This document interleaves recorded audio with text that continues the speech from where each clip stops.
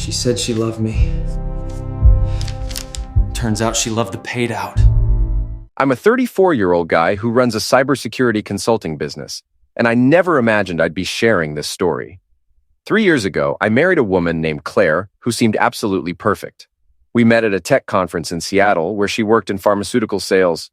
She had this incredible energy, auburn hair, green eyes that lit up when she smiled. We dated for 6 months before I proposed on a beach vacation. My business, Walker Security Solutions, had taken off after I identified a major security vulnerability for a retail chain, and the consulting contracts kept rolling in. I employed 12 people and had contracts with Fortune 500 companies. Life felt like it was finally coming together. 6 weeks ago, Claire told me she was pregnant. 8 weeks along. I was thrilled because we'd been talking about starting a family for over a year. She showed me the ultrasound picture, this grainy image that supposedly showed our future child, and I immediately wanted to share it with my older sister, Amanda. Amanda's one of the top radiologists in the country, works at a prestigious hospital in Boston. She practically raised me after our mom died from breast cancer when I was 14 and she was 22. She'd even deferred her medical school admission for a year to help our dad take care of me. That sacrifice forged a bond between us stronger than most siblings share. I sent Amanda the ultrasound with a message about her becoming an aunt. What happened next changed everything. About 20 minutes later, my phone rang. Amanda's voice was barely above a whisper, tight with something I couldn't identify. Fear. "Where are you right now?" she asked urgently. I told her I was home working. "Is Claire there?" When I said no, she'd gone to the pharmacy. Amanda's voice dropped even lower. "Listen to me carefully. That ultrasound you sent me has been edited, professionally edited. The metadata is wrong. The image resolution is inconsistent. I've been doing this for 12 years and I've seen thousands of ultrasounds. This one has been digitally manipulated." I felt like someone had punched me in the stomach. Amanda told me not to tell Claire we'd spoken, that it was crucial I keep this secret. She asked me exactly where Claire had the ultrasound done, what doctor, what facility. I told her it was Dr. Morrison's office on Elm Street. Amanda said she knew Morrison from a medical conference and would call her directly. She told me to find the original ultrasound printout and text her the facility code, date stamp, and patient ID number from the bottom corner. My hands were shaking as I went upstairs to our bedroom. Claire kept important documents in her nightstand, and I'd never had any reason to look through them before. Trust had always been the foundation of our marriage, or so I'd believed. I found the ultrasound in a folder labeled Baby and photographed the codes. The facility code read MHC 2891. The date stamp showed last Tuesday. Patient ID was BW 447823. I texted everything to Amanda. 20 minutes felt like 20 hours. When Amanda finally called back, her voice was steady but professional in that way that meant she was delivering terrible news. I called Monique Morrison directly. We're friendly enough that she took my call. She has no patient named Claire Wilson in her system. She never has. Amanda paused. That patient ID number belongs to a woman named Jennifer Velasquez who had an ultrasound at Morrison's office 3 months ago. Jennifer is 26 weeks pregnant now. The facility code is real, but the date stamp has been changed. Claire somehow got access to another patient's ultrasound and altered the date. I sat down hard on the bed, my mind spinning. How is that even possible? Amanda explained that someone in pharmaceutical sales would have access to medical offices, know the systems, know how to talk to staff. It wouldn't be difficult to photograph an ultrasound during a sales call if she'd befriended a nurse or receptionist. Then Amanda told me she'd called 2 other OBGYN offices within 10 miles of my house. None of them had Claire as a patient either. "Have you actually seen her take a pregnancy test?" Amanda asked. "Have you been to any appointments with her?" I thought back. Claire had come downstairs 6 weeks ago with a positive pregnancy test, crying with joy. But I'd been in my office when she took it. I'd just believed her. As for appointments, she'd always gone alone, saying morning appointments were easier and that she'd record the heartbeat next time for me to hear. I realized I hadn't actually witnessed any pregnancy symptoms either. She'd complained about nausea a few times, but never actually gotten sick. Then, Amanda dropped another bomb. When I was asking around, one of the nurses at the 3rd office I called recognized Claire's name immediately. She came in 4 months ago asking about tubal ligation. She wanted to make sure she couldn't get pregnant. The nurse had remembered because it was an unusual request from someone so young and seemingly happily married. I stood up. needing to move, needing to do something with the building rage in my chest. "Why would she do this?" I asked. Amanda's response was chilling. "I don't know, but you need to be smart about this. Don't confront her yet. We need to figure out what her end game is. You're a cybersecurity expert. You find digital dirt for a living. Use your skills. Check her phone records, her email, her bank accounts. Find out what she's planning before she knows you're onto her." She added one more warning. "People who orchestrate deceptions this elaborate usually have a bigger plan, and they usually don't work alone. Be careful." After hanging up, I went to my office and locked the door. I'd set up our home network myself with admin access to every device connected to it, including Claire's phone. It took me less than 10 minutes to clone her phone's data to my encrypted server. Text messages, call logs, emails, photos, everything. What I found made my blood run ice cold. There were hundreds of texts to a number saved as B going back 8 months, starting just after our second anniversary. The messages were intimate and sexual, planning meetups while I was away on business trips. But the recent messages revealed the horrifying truth. "How much longer do we have to keep this up?" B had asked. Claire responded, "Just a few more weeks. He'll sign the life insurance increase this month. Has to." When B asked what if I didn't, Claire wrote, "Then we move to Plan B, the accident. I still think Plan B is risky." Claire's response, $2 million isn't risky. It's worth it. Once he's gone, we're set for life. I sat back in my chair, my mind racing through the implications. She wasn't just faking a pregnancy. She was actively planning to homicide me. I scrolled through more messages, piecing together the scheme. 3 months ago, Claire had convinced me to increase my life insurance policy, citing the baby's future needs. The new policy for $2 million was set to become active in 2 weeks. The messages about the accident were vague, but chilling, mentioning a hiking trip I'd planned for next month at Black Rock State Park, something about making it look natural. The photos she'd exchanged with B made my stomach turn. The man in the pictures was someone I recognized. Brad Murphy, a personal trainer at the gym Claire attended. He was younger than me, very muscular, with this cocky grin that always irritated me. More searching revealed financial records. Claire had opened a separate bank account I didn't know about. She'd been skimming money from our joint account for months, small deposits that wouldn't raise flags but added up to several $1,000s. I kept digging and found something else disturbing. Claire had been looking into my employment history, my business contracts, even my relationship with Amanda. She'd been cataloging everything about my life, my routines, my patterns. There were photos she'd taken of me sleeping, of me working at my computer, all without my knowledge. She'd been studying me like a hunter studies prey. I called Amanda back and explained everything I'd found. She was quiet for a long moment, then said, "I need to tell you something. I've been thinking about why I never liked Claire. I couldn't put my finger on it before, but now I realize she reminded me of someone. A patient I had 3 years ago, a woman who came in claiming she'd been attacked by her husband. The scans didn't match her story, but she was convincing. I almost believed her. Later, I found out she'd faked the whole thing to get a restraining order so she could clean out their joint accounts before divorcing him. She was a con artist." Amanda's voice hardened. "Claire's a con artist. I think she's been one for a long time." I looked into Claire's employment history. She'd worked for 7 different pharmaceutical companies in 5 years, which was unusual. Most sales reps stay with one company for longer. I started to wonder if she'd been running schemes at each place, moving on before anyone caught on. Amanda connected me with someone who could help, a retired FBI agent named Vincent Harris, who now ran a private investigation firm. Vincent had decades of experience and had worked cases similar to this before. He listened to everything without interrupting. "You've got the beginnings of a solid case," he told me. "But you're right to want more. We need them on record discussing specific plans, audio, and video if possible. I can handle external surveillance while you gather evidence through legal means, anything you can access as the homeowner, joint account holder, or husband." Vincent warned me. "Cases like this, where someone's planning your homicide, time is critical. If they sense you're onto them, they might accelerate their plans." I told him the insurance policy activated in 12 days, so I didn't think they'd move before then unless something spooked them. He agreed, but emphasized I needed to play the loving husband perfectly, giving them no reason to suspect I knew anything. I spent the next hour setting up monitoring protocols.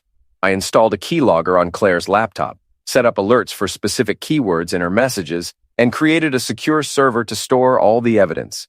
Then I did something I'd learned in my cybersecurity work. I looked for the pattern behind the pattern. Claire wasn't smart enough to plan this alone. The fake ultrasound, the careful timing, the insurance scheme, it all suggested someone with experience had done this before. I dug deeper into Brad Murphy's history, searching for previous relationships and former girlfriends. It took 2 hours, but I found something significant. 5 years ago, Brad had briefly dated a woman named Sandra Wells in Phoenix. Sandra had been married at the time to a wealthy real estate developer named Thomas Wells. 6 months after the affair began, Thomas died in a boating accident. The insurance payout was $1.5 million. The investigation had ruled it accidental, but I found archived news articles and forum posts where Thomas's family had raised serious questions about the circumstances. They'd suspected foul play, but couldn't prove it. The case went cold. Sandra eventually married Brad, but they divorced 2 years later, with Sandra keeping most of the money. I felt the pieces clicking together. Brad had done this before. He'd helped a married woman eliminate her husband for insurance money, then taken his cut and moved on. Now he was doing it again with Claire. I called Vincent with this information. I need you to look into Sandra Wells in Phoenix. I think our friend Brad has done this before and has a pattern. Vincent said he'd get on it immediately and start surveillance the next day. He had a female operative who could join Peak Fitness Gym and get close to Brad, see what he said when he thought no one important was listening.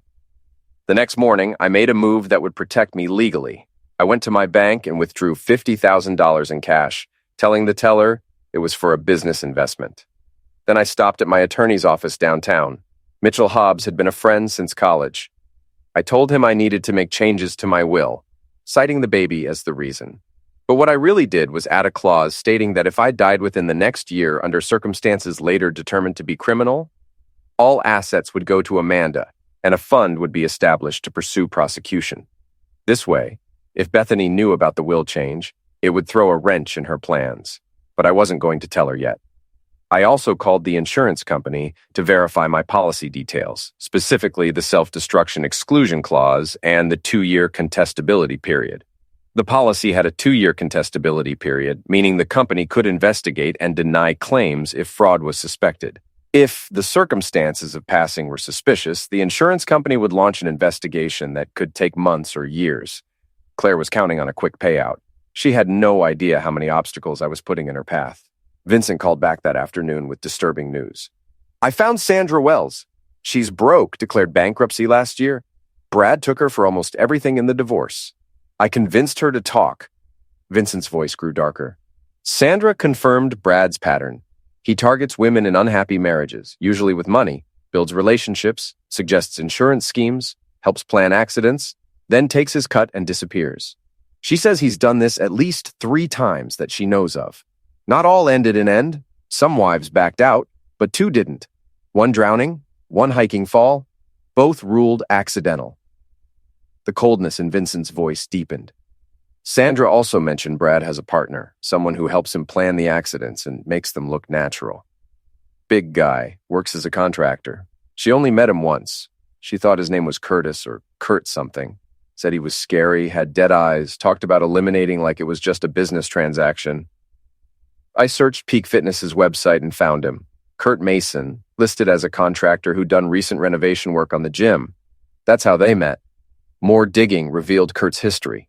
Former military with a dishonorable discharge for reasons sealed in classified documents, multiple restraining orders from ex-girlfriends, a pattern of violence barely concealed. So, it wasn't just Claire and Brad. There was a third conspirator, someone who actually knew how to eliminate and stage accidents. Vincent pulled Kurt's work records and found he was scheduled to do repairs on a hiking trail in Black Rock State Park next week. I'm betting that's where your accident was supposed to happen, Vincent said grimly.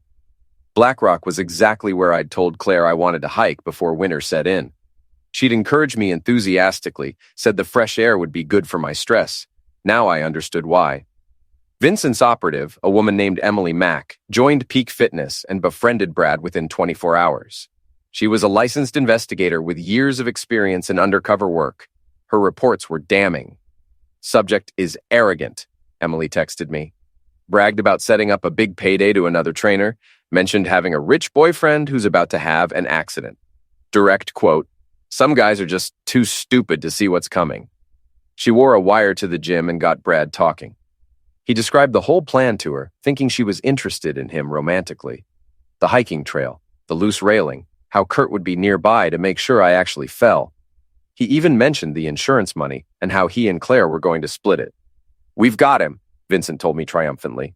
"And by extension, we've got all of them. The audio is admissible because Emily is a licensed investigator and Brad was in a public space." But I told Vincent I wanted to wait.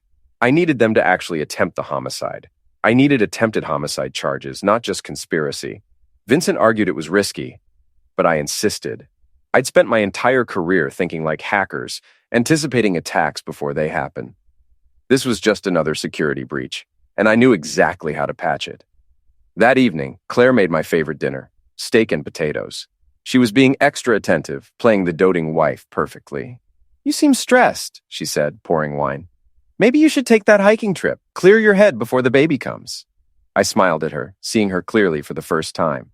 The way she tilted her head with feigned concern, the slight eagerness in her eyes. She was actively pushing me toward my end. Over dinner, I staged my next move. "I withdrew some cash today for the hiking trip," I said casually. "You know, emergency money in case something happens." Claire's eyes flicked up, interested. "50,000 for a hiking trip?" I explained I'd been thinking about the baby, about what if something happened to me. I wanted her to have immediate access to funds, not be stuck waiting for insurance or bank transfers. "I'm going to put it in the safe. The combination is our anniversary, 0827-2022.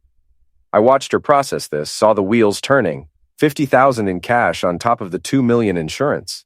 I was sweetening the pot, making the risk even more worthwhile. After dinner, while Claire was in the shower, I checked the monitoring software. As expected, she'd immediately texted Brad. "He put $50,000 in the safe. Combination is our anniversary. Nice bonus," Brad replied.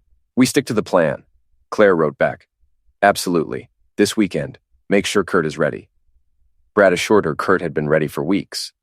Then Claire sent a message that chilled me to the bone. "I've been ready since I said I do. This has always been the plan." I stared at that message for a long time. She'd married me, intending to eliminate me. Every moment of our 3 years together had been a lie, a setup for this moment.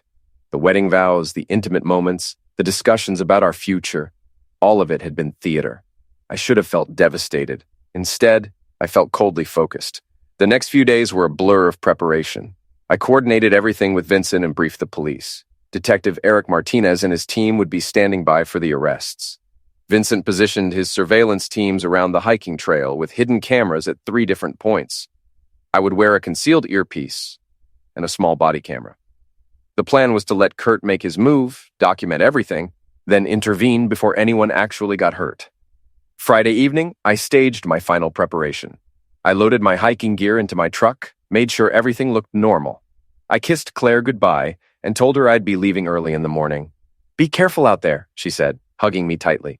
"I love you." "I love you too," I replied, the words automatic but completely hollow. That night I barely slept.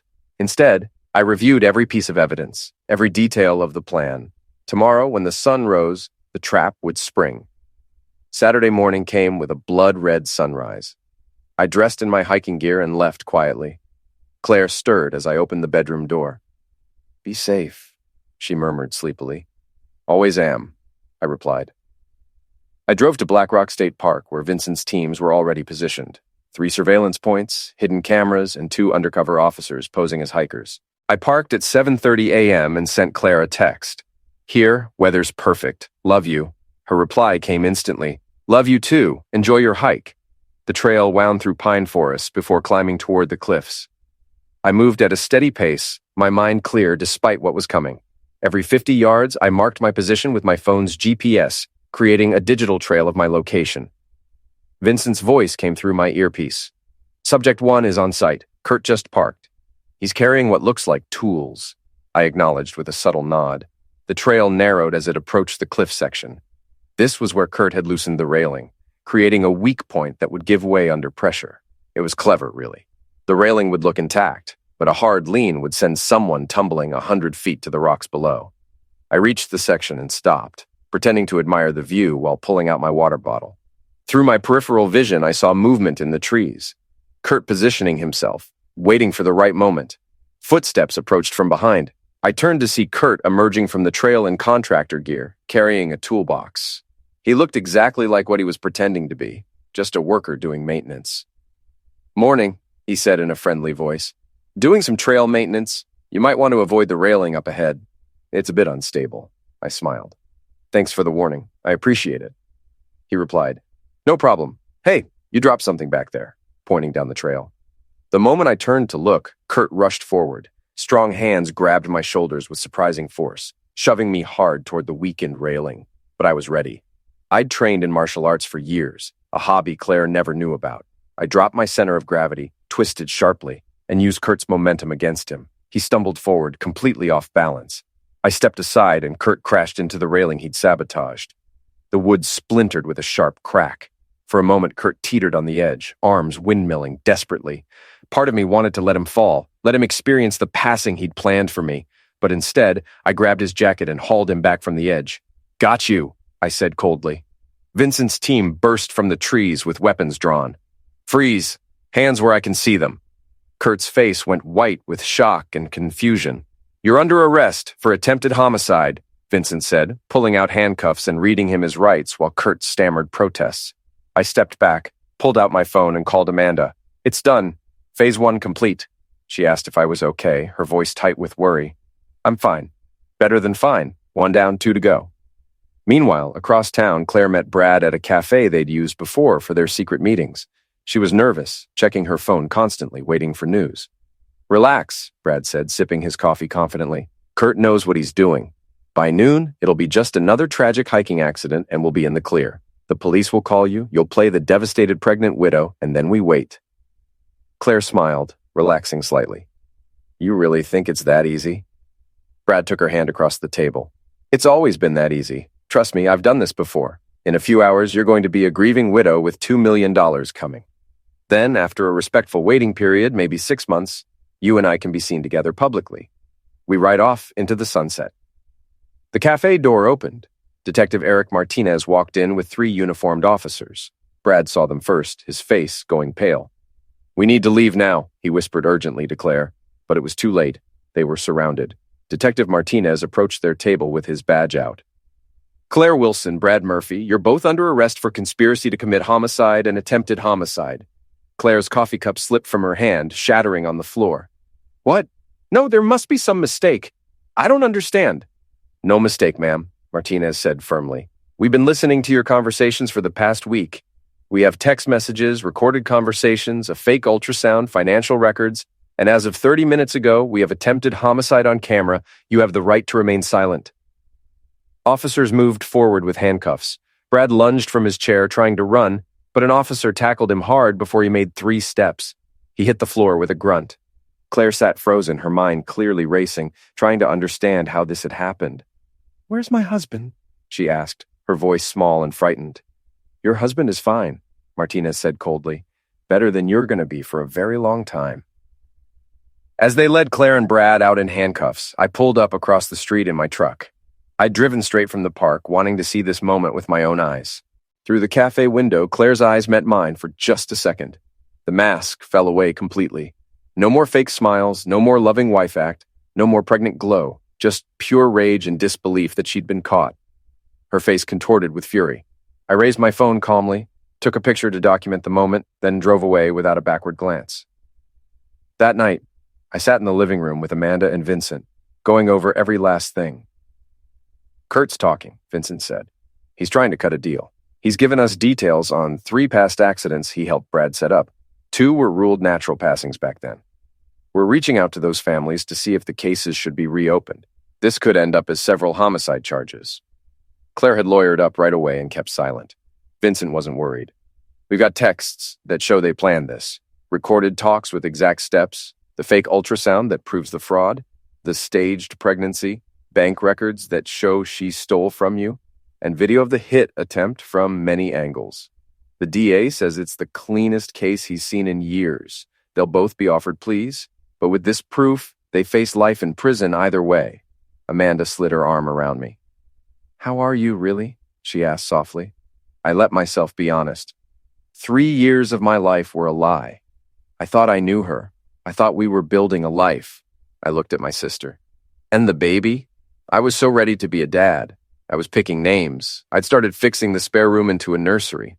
Amanda squeezed my shoulder. You'll get through this. You're stronger than you know. Someday you'll meet someone real who deserves you. Kurt Mason took a plea. 20 years in return for full testimony against Claire and Brad. Weeks later, I sat across from him in prison, separated by thick glass. He looked small in his orange jumpsuit. I asked him plainly, "Why? We had never met. Why try to eliminate me?" Kurt's eyes were flat, like Sandra had said. "Money," he said. "Brad offered 50 grand to make it look like an accident. I've done it before for him and others. It's business." He spoke like he was talking about a job. It made my skin crawl.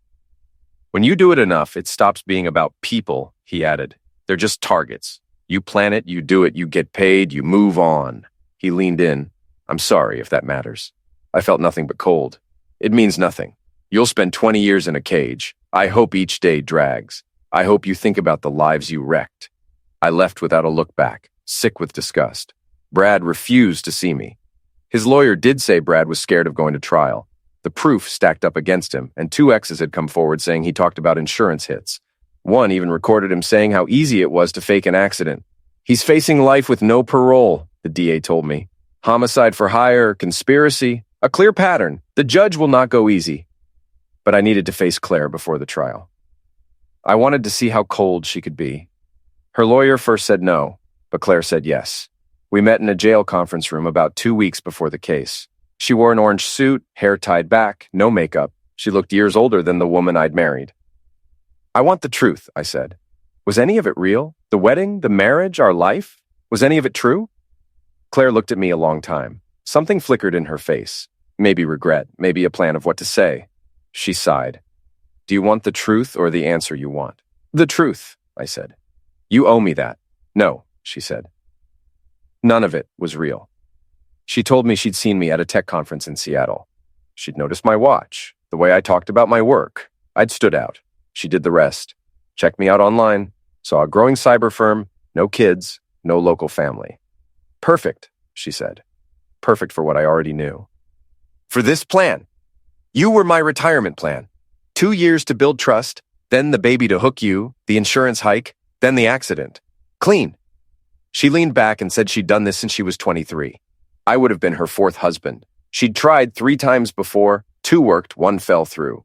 The wins had brought in about $4 million, but she said she blew it on bad bets and wild living. She needed another score.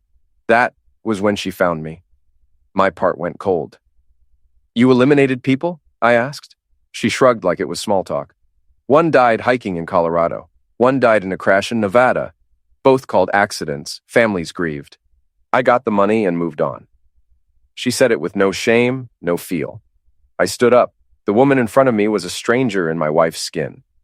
"How can you live with yourself?" I asked. "How do you sleep after eliminating people?" She smiled, dry and hard. "Easy. Men like you, smart, rich, alone, wanting love, are easy to find. You want to believe in love so badly you miss the signs." She leaned forward and said, "Your sister saw through me the first time. She never trusted me, but you wanted the dream. You wanted the perfect wife and family, so you ignored the red flags." Part of me wanted to argue, but she was right. Amanda had warned me. I'd brushed it off as a sister worrying too much. I'd picked fantasy over sense. "You know the real difference between us?" Claire said. "You set a trap for us. You used us to try to catch criminals. You became a kind of hunter, too. Your trap worked and ours didn't, so you won." "No," I snapped. "Don't you dare make us the same. I was protecting people from butchers. You tried to homicide an innocent man for money. I set a trap for criminals. You're a criminal. We're not the same." She smiled that bitter smile. "Believe what helps you sleep. I go to prison. You walk free. You won. That's the bottom line." Before I left, I told her, "Every day you wake in that cell, every night you lie on that bed, remember you chose this. You chose to hurt people and take lives. You brought this on yourself." Her last words caught me as I reached the door. "For what it's worth, and I know it's not much, you were one of the good ones. In another life, if I'd grown up different, I might have loved you. You were worth it."